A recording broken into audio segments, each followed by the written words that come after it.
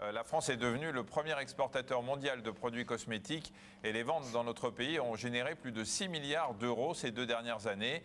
Se maquiller, ça peut coûter cher quand on utilise des produits de grandes marques. Aussi, de plus en plus de femmes apprennent à fabriquer leur propre maquillage pour faire des économies, mais aussi pour connaître la contenance du maquillage qu'elles utilisent. Et notre journaliste Mélanie Morin, étant novice en la matière, a mis les mains dans la poudre et testé pour vous un atelier de fabrication de maquillage. Voyez ce reportage qu'elle a réalisé avec Claire Feinstein.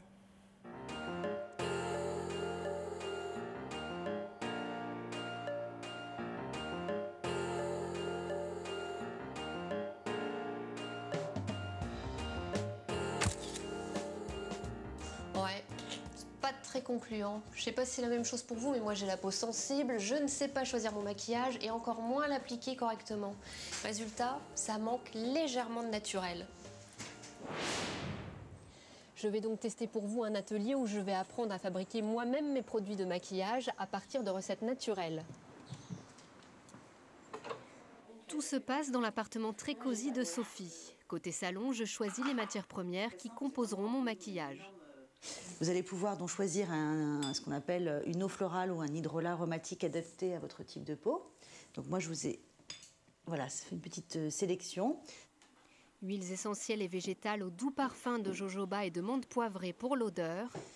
Sentez-moi ça. Et pigments naturels aux allures d'épices indiennes pour la couleur. Tout est à la carte. Des produits de différentes marques, mais tous 100% bio, sont mis à disposition des élèves.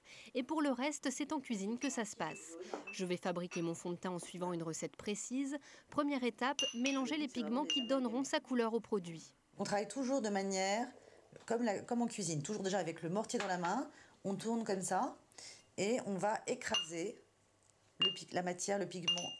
La couleur que vous voyez là n'est pas celle qui va être appliquée sur la peau. Donc à tout moment, on fait des petits tests pour voir si la couleur est bien homogénéisée.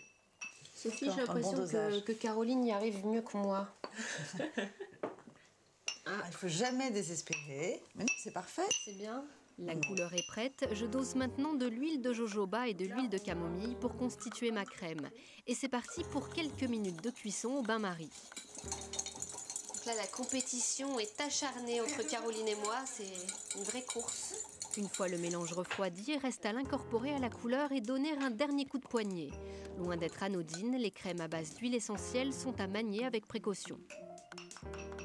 J'invite tous les participants à mes ateliers et également vous-même donc à tester le produit avant de l'appliquer sur la peau, soit sur le poignet, soit sur le pli du coude, de tester une petite quantité et d'attendre 6 à 8 heures pour voir s'il y a éventuellement une réaction cutanée ou éventuellement une allergie.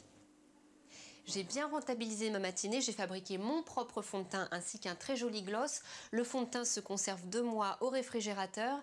Après avoir appris la fabrication, je vous propose maintenant de tester l'application. Et je vais appliquer à la lettre.